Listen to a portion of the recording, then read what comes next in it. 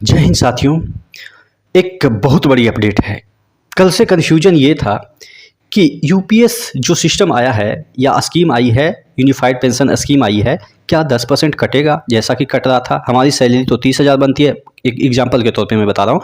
अगर हमारी सैलरी 30,000 बनती है तो मिलता था कितना, 27,000 मिलता था। चूँकि 10% तो सरकार एनपीएस में डाल देती थी। 30,000 अगर सैलरी बनती है, डीए प्लस जो बेसिक है वो मिला के 30,000 बनती है, तो सरकार देती थी 27,000। बाकी कहाँ गया पैसा, कितना पैसा सरकार डाली, कितना उसको बढ़ोतरी हुआ, मार्केट में गया, तो वो हम लोग को समझ में भी नहीं आता था। वो अलग बात है कि हम समझ लेते थे, लेकिन बहुत सारे लोग नहीं समझ पाते थे।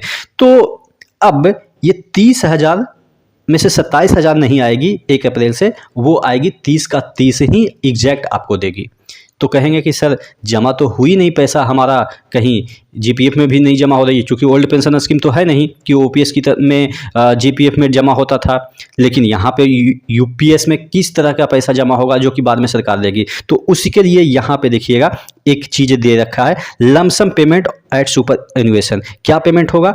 This would be additional to gratuity, यानी कि जो ग्रेजुटी मिलता है उसके अलावा, ऐसा नहीं कि ग्रेजुटी इसको मान लीजिए, उसके अलावा, and will be calculated 1/10 of monthly emoluments pay plus dearness as on date of superannuation for every 6 month of service completed. यानी कि हर एक 6 महीने में जो आपका बेसिक प्लस डियरनेस होगा 6 महीना का, उसका 1/10 जो है वो आपको सरकार देगी। जैसे सपोज 30 साल आपने जॉब किया, ठीक है, 30 साल आपने जॉब किया, तो इसको आप 6 महीना से डिवाइड कीजिएगा तो 60 हो जाएगा।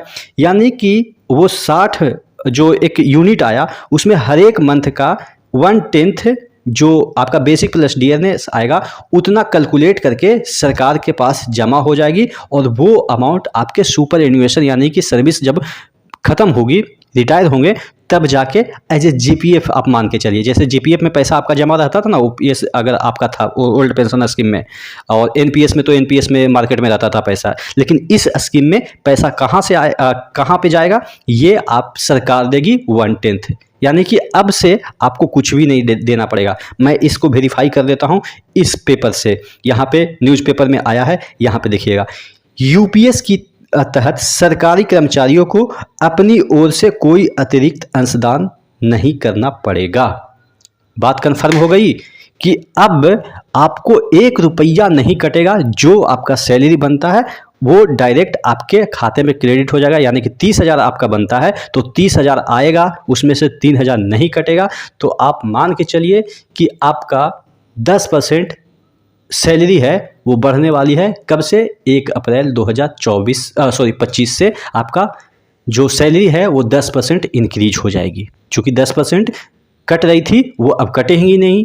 आप अगर यूपीएस जो है वो ऑप्ट करते हैं तो हाँ, वो अलग बात है कि अगर एनपीएस करते हैं तो फिर से वैसा ही जो सिस्टम चल रहा था चलता रहेगा। वो 14 दे रहे थे, अब 18.5 देंगे, यानी कि टोटल आपका 28.5 आपका जमा होगा। लेकिन मुझे आशा है कि कोई इस सिस्टम को अपनाएगा नहीं। हाँ, वो अलग बात है कि एक प्रलोभन लॉलीपॉप दिया है सरकार कि 18.5% हम कर देते हैं अपनी कंट्रीब्यूशन। तो हो सकता है कुछ लोग बेवकूफ़ निकलें कि इसी में आ जाए, एनपीएस में ही रहें, लेकिन कोई बेवकूफ़ है नहीं। सब जो है यूपीएस ऑप्ट करेंगे ही। मेरा भी सजेशन है कि यूपीएस, देखिए क्या है ना कि हम लोग का मांग ओपीएस था, एनपीएस मिल रहा था, बीच में आ गया क्या, यूपीएस। तो कम से कम जो 10 मिल रहा था, 20 का मांग था, 15 तो मिला। तो कम से कम पहले तो ये पकड़ ले, उसके बाद धीरे धीरे यहाँ तक पहुँचेंगे। नहीं पहुँचेंगे वो मैटर की बात है। 20 साल पहले ये मिला था, 20 साल में ये हो गया, हो सकता है 20 साल में ये हो जाए, कोई बड़ी बात नहीं है।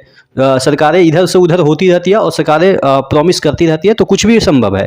तो कम से कम जो आया है पहले उसे एक्सेप्ट कीजिए, उसके बाद चीज़ें जारी रहेगी, लड़ाई जारी रहेगी, वो अलग मैटर है। लेकिन फिलहाल मुझे लग रहा है कि जो भी है कम से कम जितना भी मिले पहले ले लो, उसके बाद देखा जाएगा आगे। ठीक है, आशा करते हैं आप चीज़ें समझ पाए होंगे। चैनल पे नए हैं तो सब्सक्राइब जरूर कर लीजिएगा। नेक्स्ट वीडियो मिलते हैं, तब तक के लिए जय हिंद।